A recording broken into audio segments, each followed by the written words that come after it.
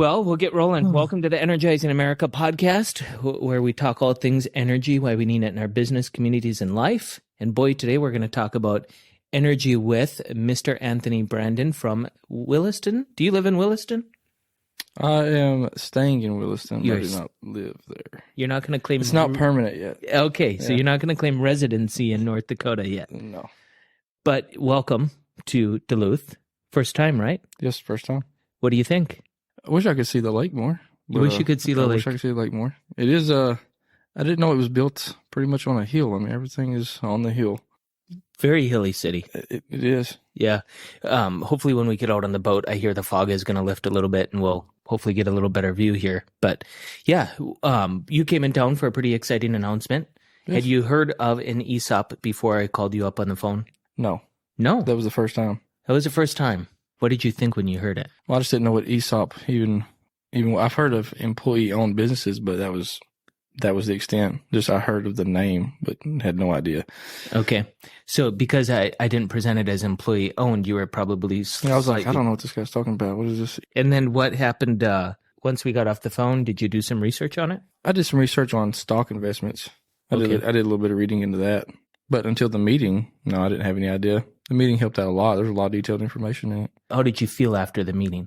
Is this a good thing? I think people have more skin in the game now. And I think instead of coming up with, a lot of people are having, they have problems, so they give it to their superiors to deal with. And I think now they're like, well, now we're the solution, so we have to solve the problem now. So I think that's a good benefit.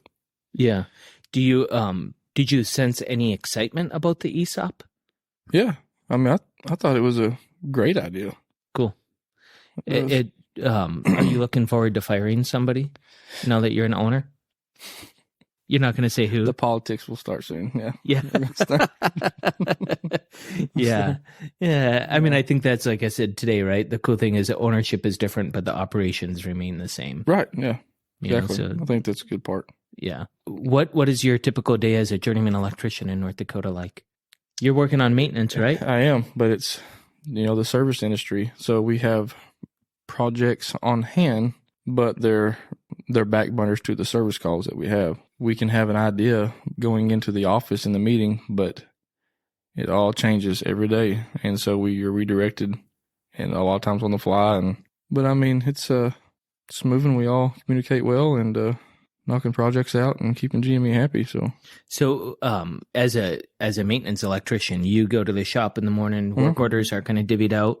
Yes, depending on the the duration of the project. Most of the time we're doing 4 to 6 service calls a piece. A day. Yeah. So, and that was actually something I wrote down on the board for Nate to look, especially if we start adding the Teams app, and so we have, not only are we creating JSAs and updating JSAs, but then we're getting work orders, we're filling out the work orders, sending them into our project manager, and then we're contacting production and letting them know where we stand at on the projects.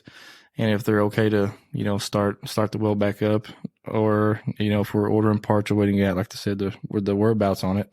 And then filling out field tickets and, safety observations. It's a lot going on. I mean, it's not like you're just going out there doing a service call and then going about your business. I mean, there's a lot of input going on. Every single site you go on is different.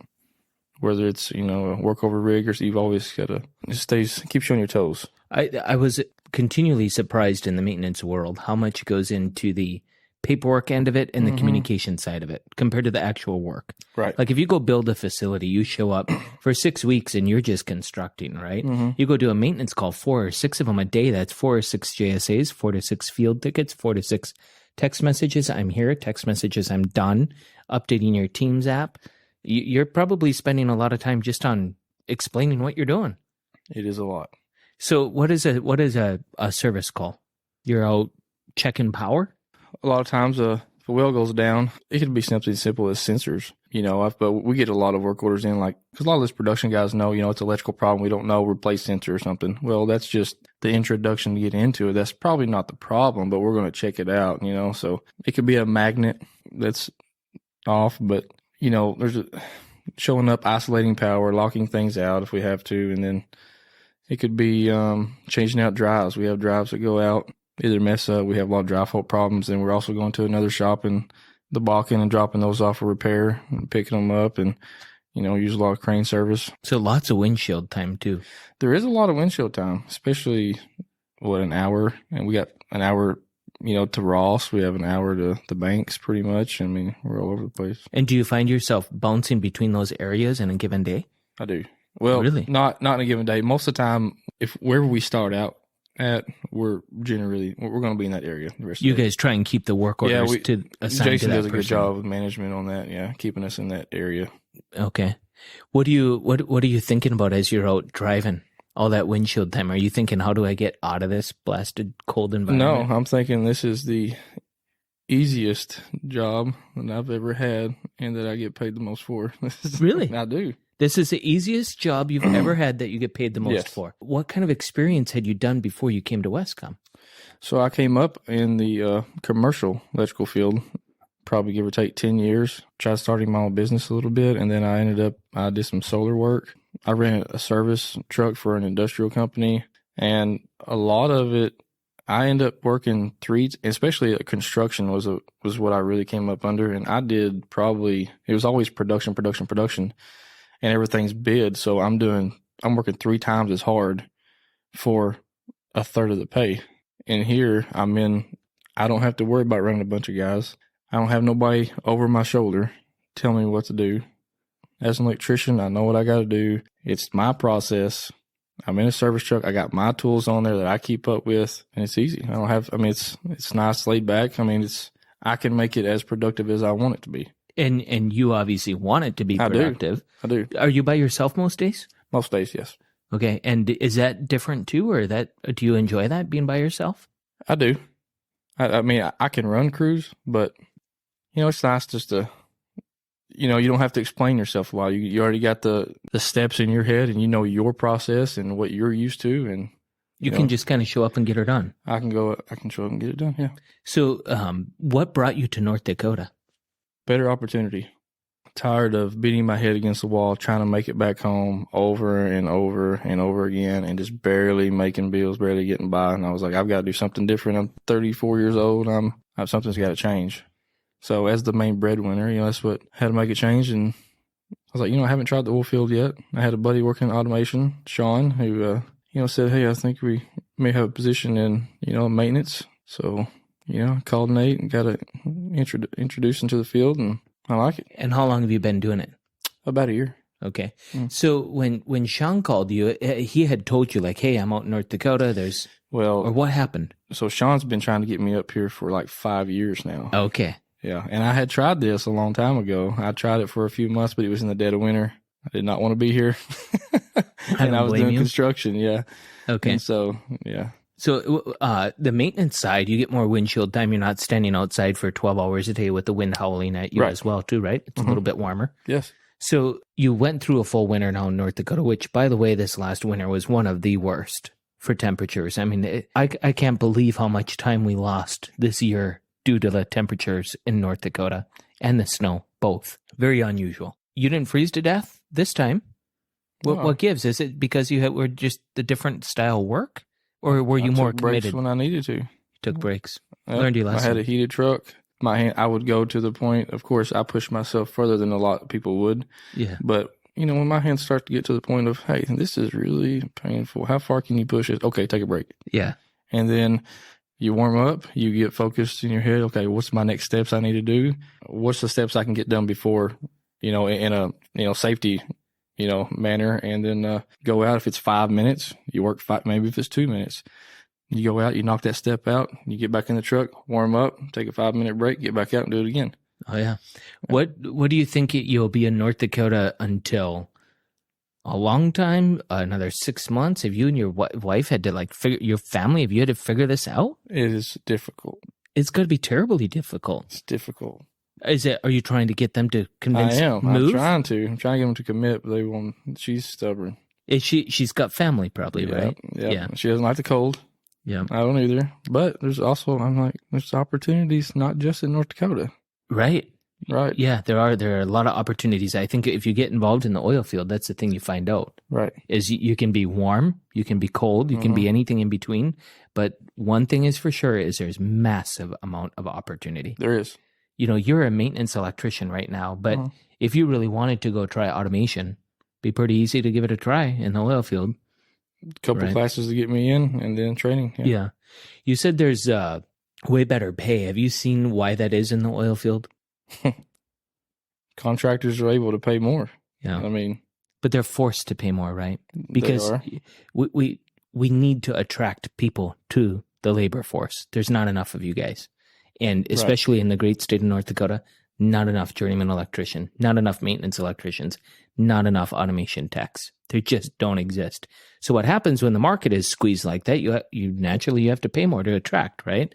And even though we pay more, we still struggle to attract more people. And then you got these producers who are like, hey, hire more people, but they don't sign a contract. It's not like they call me up, Anthony, and say, hey, if you bring 2 people on board, I'll sign a contract that I'll keep them busy for 10 months. Right. You're going on a wing and a prayer that they're going to be busy tomorrow, and they're also going to be busy in 6 months or a year when I pay that truck off, right? And so I often have conversations with our producers that if you guys want to drive the price down, you need to start doing some commitments. Where you're working up in Williston, that particular client, we've been working with them since 2018. They've been committed, and we're just as committed to them, and we have a very open relationship, and I feel really good about them. So when they want to add somebody, I pay attention, right? Not every producer is like that. They want you to add people, but as soon as the market crashes even a little bit, boom, now you have no work for those guys. And then what are they supposed to do? Go back home and be back right where they started? So I think that higher wage that you're talking about is a well-deserved one, because as you've experienced, you guys are on call, right? Well, we're on call every weekend, but you yourself, how often do you guys have to go on call? We take different shifts on weekends. Okay. And is it voluntary? Jason hasn't had to tell you. No, it's if you, we have a couple guys that, between me, Don, and Christian or something, will take the weekends, or Brandon. We communicate well with each other, and if somebody wants to take the weekend off, somebody else will cover. It's not a problem. So sometimes you have to work on those weekends, and then during the day, sometimes you might only have enough work. You're trying to kind of figure things out to fill your full day. Yes. Someday you're like, not enough hours to get it all done. There's a lot of yin-yang in that. It's happens. A lot of up and down. It is. And then when you're on your way to a location, because one of the consultants called and said this is your highest priority, you're on the way to that location only to get another phone call to turn around and go to a different location. That happens. Was that hard on you at first? No, I came from that kind of industry where I'm used to just, I guess, the cowboy way. That's what a lot of people call it. Just go. And so, I mean, it actually works with me. We love the cowboy way at Wescom. It's exactly the perfect fit for us. When we find a cowboy client, we know we're going to win. When you think back to the decision a year ago to come out to North Dakota, there's hundreds of people that are in that situation right now, wondering, what in the world should I do? Why'd you finally make that decision? What do you think pushed you? Well, really, because I realized, I'm not going to get any younger, and I got to make a future happen for me and my family. And this is the only way I see it happening. I don't have a retirement. I don't have none of that ready. I've worked hard my whole life, and for what? To make other people richer? I mean, there's no end game. Right. Other than trying to start your own business, which, as you can tell, the economy, it's just difficult to do that. It takes a lot out of people. This seems to be the only location I could do that at. So if you're talking to somebody back in Arkansas at home right now who's sick and tired of being sick and tired, you're telling them, do something about it. Time isn't in your favor. Yeah. Right? Or you can't pass them up and wait for it to be exactly what you want. You have to take the opportunity when you get it. Yeah. Have a goal in mind, pursue it, go, chase. It's out there. You don't have to settle for the struggling paycheck to paycheck, no retirement. I mean, it's there in the Bakken. You can go get it. Right. You can go find it. And it's not just at Wescom. While I wish everyone would work at Wescom, let's be honest, right? It's not the right fit for everybody. Well, you come in there's countless companies like Wescom. Come in, participate in a 401k. We match 100% of that 6% you put in. Right? Come in here, get your health insurance. Come in here, as a journeyman electrician, you're making very, very good money.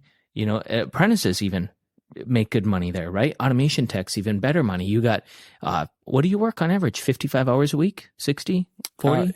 I average. So the best thing about the maintenance division is if I want 60 hours a week, I can get 60. So, but you don't necessarily want that every week. Actually, I have my own plan financially, and that's what 60 hours a week, and I'm good. But my family's not here, and I have no obligation to anything else, so I'm here to work. And if I want more, I'll contact Nate and get more work on the construction side if I want more hours. Yeah, you could always go down to Newtown and help with the guys there, right?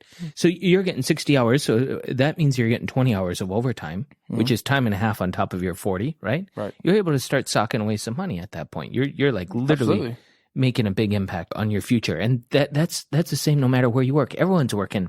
You don't find anyone in the oil field who works 40 hours a week. It just doesn't happen. No. Very, very few people work 40 hours a week. So when some people think like, oh, I'm going to go in the oil field and I'm just going to automatically make more money, there is an effort required on your part. And that's typically in the sense that you're going to be working longer days, right? Right. Electrician to electrician in the oil field versus commercial, you will make more, but it's not significant enough to make a huge impact until you're doing that overtime. Right. Unless you come from a smaller market, like I understand Arkansas is just a smaller, a less of a payer. Right. For an electrician. I would say there's also a big difference in 40 hours a week doing construction, like commercial, back in the South where, it's 100 and something degrees. There's a big difference between labor intensity as to 60 hours a week in the Bakken running a service truck. I mean, I can put in way more hours. It's easier on my body. And I'm not wearing a 30-pound tool belt going up and down ladders all the time. I mean, not only that, but financially, in 3 months, I made in the Bakken this year. In 3 months, I've made what it would have took me a full year back home to make. In 3 months. In 3 months? 3 months, I've made what I would have made back home in Arkansas in a full year. That's incredible. Why don't limited down there? 40 hours. You don't have overtime. Yeah. It's not there because everything's bid. It's 40 hours a week. Isn't it incredible that more people aren't in North Dakota?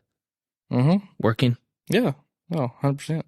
But look at how long it took Sean to convince you. Right. I'm hard-headed, though, You're hard-headed and you care about your family, right? Yeah. And so I think that's the dynamic that's so difficult for us to navigate. How do we equalize our financial goals in life, but at the same time equal our personal life goals? And, when we made this ESOP thing official and I sat my family down and we discussed it, one of the kids asked, why would you do that now? Like, you've already stolen our childhood years. Why would you do it now? Like, well, I still have more kids coming up the lane, right? And I got grandkids coming up the lane. And business ownership is hard. It's tough. And it still is as a leader. But the risk associated with that and the stress, I had to make many of those same decisions, right? I'm boarding a plane to go to Carlsbad, New Mexico, and I'm about to miss another family event. Those are, I know from personal experience, those are hard things to navigate. So you have to decide, well, what is my priority and how can I accomplish both? I've always tried to accomplish both simultaneously, right? But one has to be more important. Family has to be more important. So as long as I've kept that in mind, then the money thing has always worked out behind it. But that's not to say I don't have to make sacrifices. Right. I've had to sacrifice family time in order to make it financially. Some people want to just magically be financial freedom, and there's really no magic. It's work. Put on those boots, lace them up tighter, get your 60 hours in, and get back home. How often do you make it home? I'm actually on a rotation. If I want, I can work 6 weeks on and 2 weeks off. So I think when I looked at it, I'm off 3 months out of the year. I mean, making 3 times what you did before. 3 times as much as what I probably gross close to 3 times as much as I did before. And I'm home 9 months out of the year. I have health insurance. And I can do what I like when I take 2 weeks off to go home. I do what I want. My family and I go out to eat. If we want to go travel and take the kids to see something cool, we'll go. I don't stress. That's awesome. I mean, I don't stress at all. The relief, financial freedom is a big deal. Well, congrats on making the big move. I'm glad Sean convinced you, because every time I'm in Williston, North Dakota, and I see you at our shop there on Thursday mornings when we have our safety meetings, it's always been a pleasure. So I appreciate you taking the time to come to Duluth, learn about the ESOP, and then keep learning about it and sharing what you know about it with your teammates, because it's a big deal. It's a cool situation for everybody. Thanks for coming. Thanks for having me.